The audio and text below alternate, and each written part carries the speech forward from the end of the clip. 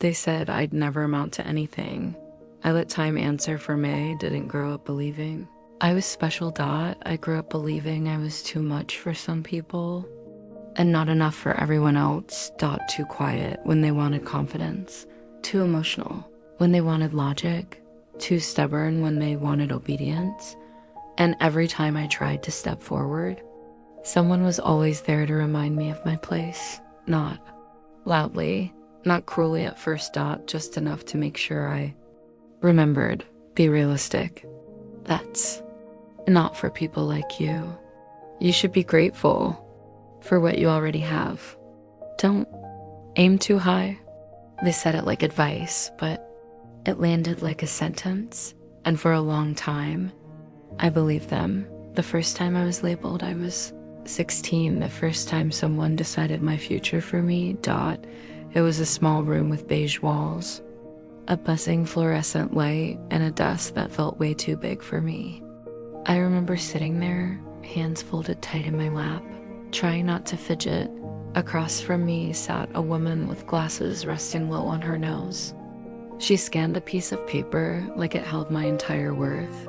She didn't look at me when she spoke. "You're smart," she said, pausing just long enough for hope to rise, but not exceptional. That word stuck. Not exceptional. She continued. "You're reliable, practical. You do well in something stable. Something modest. Modest. I nodded, because that's what girls like me were taught to do. Nod, smile, accept. Walked out of that room feeling like something invisible had been placed on my shoulders. A quiet weight. A limit. I didn't cry. I didn't argue. I just learned my lesson. Growing up in the background home, things weren't much different. My family wasn't cruel. They didn't shout or insult me outright. That would have been easier. Instead, they compared my cousin, who always knew what to say, my brother, who had leadership qualities, my aunt's daughter, who just had that spark, and me. She's sweet, she's responsible, she helps a lot, helpful.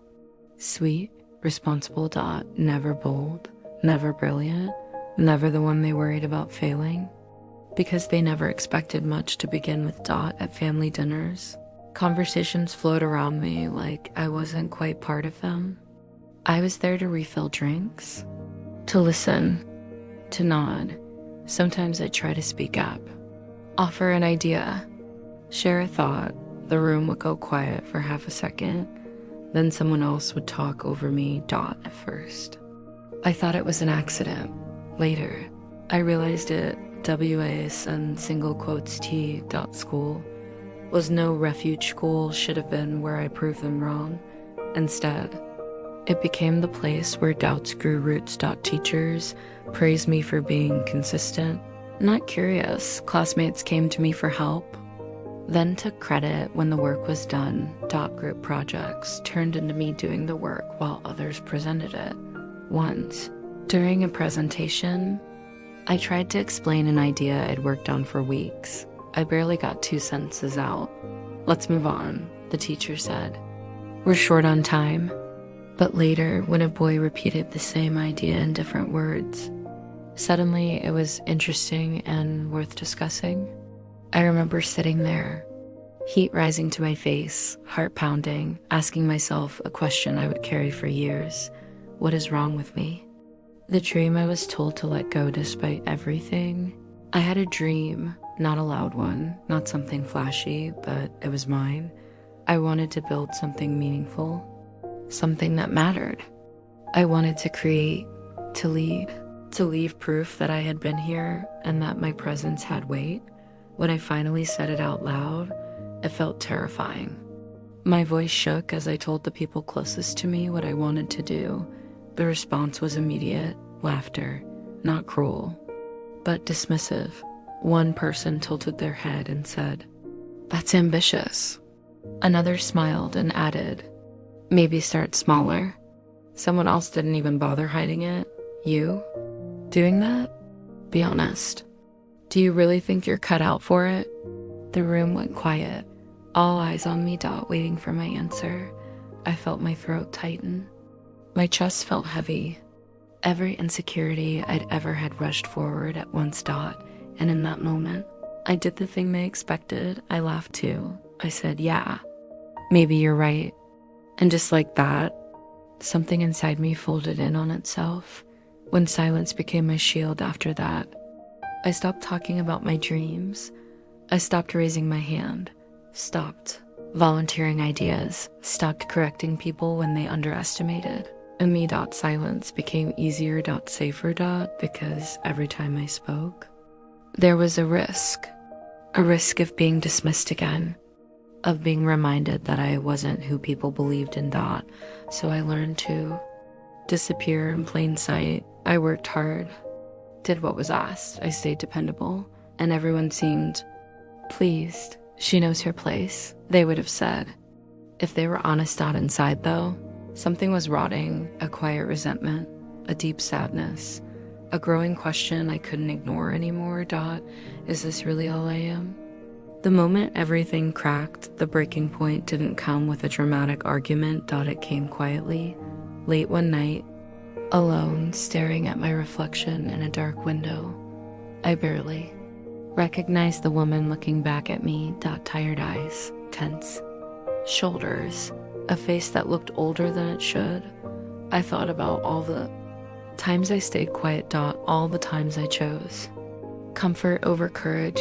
All the moments I let other people define the limits of my life. And something inside me snapped, not loudly, but permanently. I whispered the words to myself, barely audible. I can't live like this anymore. No applause. No witnesses, just me. And a decision that would change everything. What they never saw coming. I didn't announce it. I didn't post about it. I didn't seek approval. I simply started. Quietly. Relentlessly. I worked when no one was watching. Learned what I was told I couldn't. Failed in private instead of embarrassing myself in public. While they slept, I studied. While they doubted, I prepared. While they forgot about me, I built something they never imagined I could, but they didn't notice at first. And that was the best part. The hardest part wasn't starting. It was continuing when nothing seemed to change. In the beginning, my decision felt powerful, almost electric. I woke up early, stayed up late, and moved through my days with a quiet determination that felt new, fragile, and intoxicating all at once. But motivation doesn't last forever. Reality shows up eventually, and when it didn't come gently. Working in the shadows, no one noticed what I was doing, and at first, that hurt more than I expected. I was putting in hours that no one saw, making sacrifices no one acknowledged, turning down invitations, missing birthdays, saying maybe next time, so often that people stopped asking. My world shrank, while others celebrated milestones. I measured my progress in inches, in late nights, in tiny improvements no one else would consider victories. Sometimes I wondered if they were right. Maybe this was just another version of me trying too hard, reaching for something that wasn't meant for me. There were nights I stared at my work and thought, who do I think I am? And no matter how disciplined I was, doubt always found a way in. Failure. Over and over again, people love success stories. They don't talk enough about how ugly the middle is. I failed more times than I can count. Plans fell apart. Opportunities disappeared at the last minute. People who initially showed interest stopped responding without explanation. Once, after weeks of preparation, something I believed in deeply collapsed in a single afternoon. I remember sitting on the floor of my apartment, back against the wall, laptop still open, staring at the screen like it had personally betrayed me. I didn't cry right away. I just sat there, numb, replaying every voice from my past. See? We told you. This was never for you. You should have stayed in your lane. That night, I came closer to quitting than I ever had. Not dramatically. Not with a breakdown. Just with a quiet, logical thought. This would be a good place to stop. The weight of being alone, the loneliness surprised. Meet up, not the absence of people, the absence of understanding. Even when I tried to explain what I was working toward, most people nodded politely and changed the subject. Some offered well-meaning advice that sounded suspiciously like, doubt, just have a backup plan. Don't put all your eggs in one basket, at least you have something stable already. I did have something stable, a version of my life that required nothing from me except compliance, but stability without. Fulfillment felt like slow suffocation, and still, there were moments when I envied those who had chosen the easier path.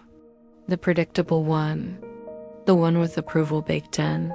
I wondered if I was being reckless, or worse, selfish. The old labels came backward, travels faster than progress. At some point, people started hearing bits and pieces about what I was trying to do. Not the full story, just fragments. She's trying something new. She's really pushing herself. She's still doing that thing. The tone mattered. It wasn't curiosity. It was skepticism dressed up as concern. Someone I hadn't spoken to in years said it directly. I admire your confidence, they said, smiling. I could never risk failing like that. It wasn't meant as an insult, but it landed like one because I wasn't confident. I was terrified. The night I almost walked away. There was one night I still think about. Rain tapping against the window. My apartment lit by a single lamp. Papers spread out around me like evidence of a life that wasn't working. I had just received another rejection.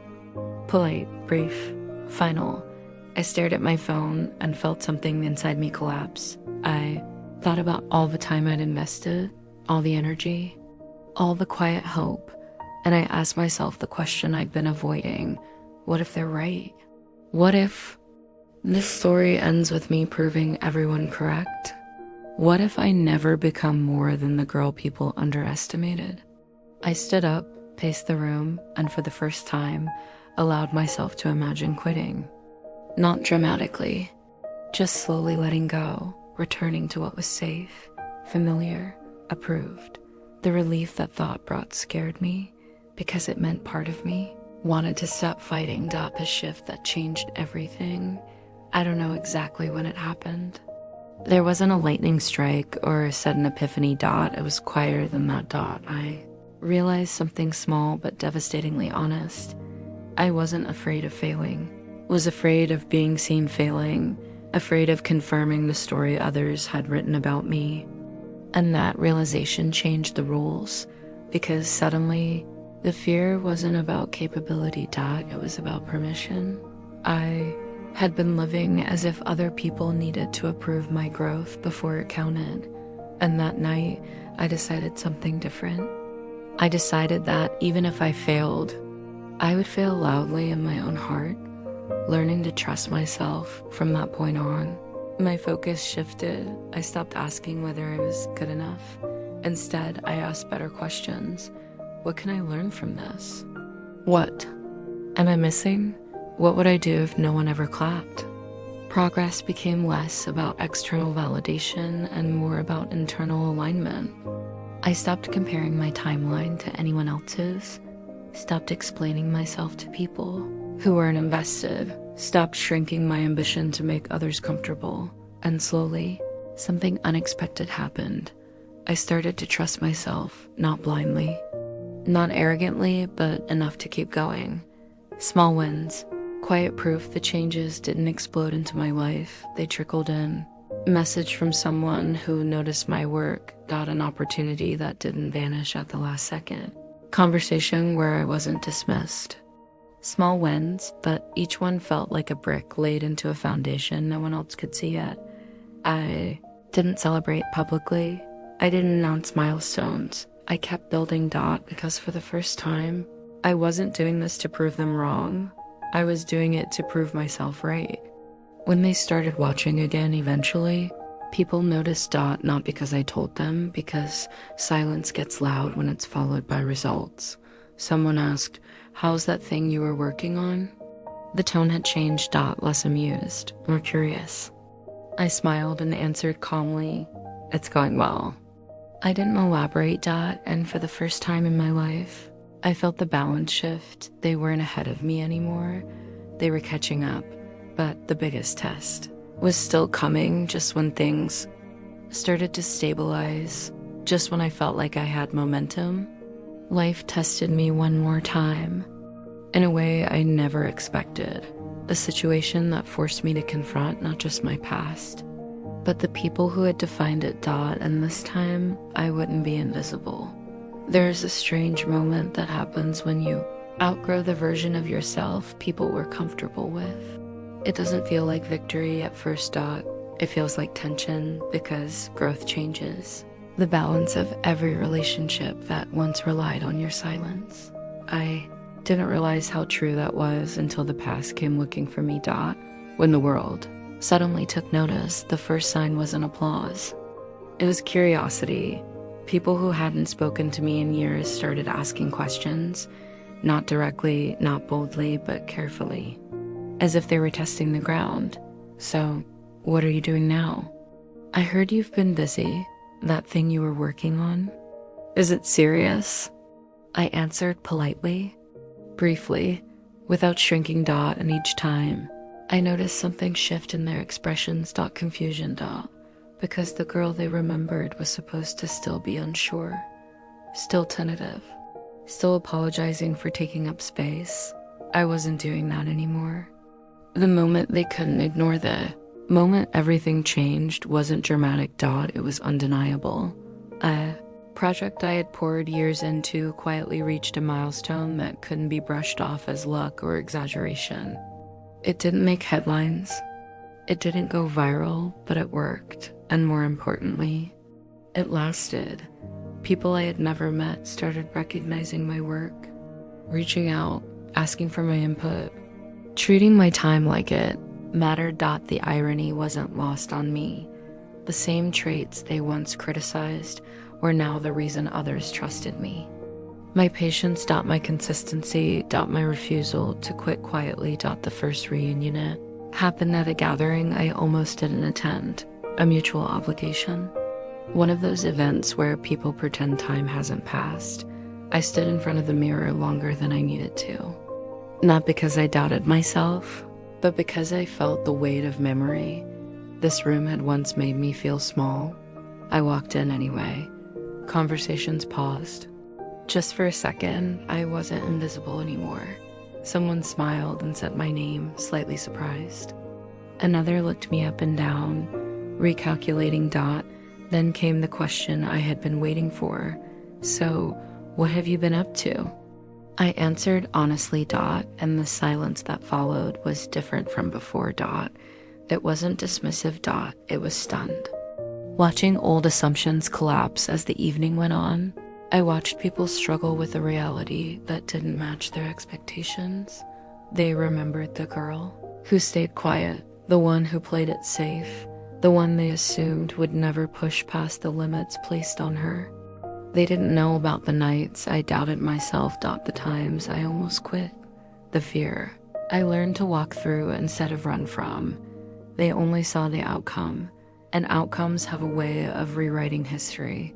The conversation that changed everything. Later that night, someone pulled me aside. A familiar face, one of the voices that had once hurt me the most, even if unintentionally. "I owe you an apology," they said. The words hung between us. They explained how they never thought I would follow through, how they assumed I would eventually settle, how surprised they were. Surprised. I listened quietly. Then I said something I had never allowed myself to say before.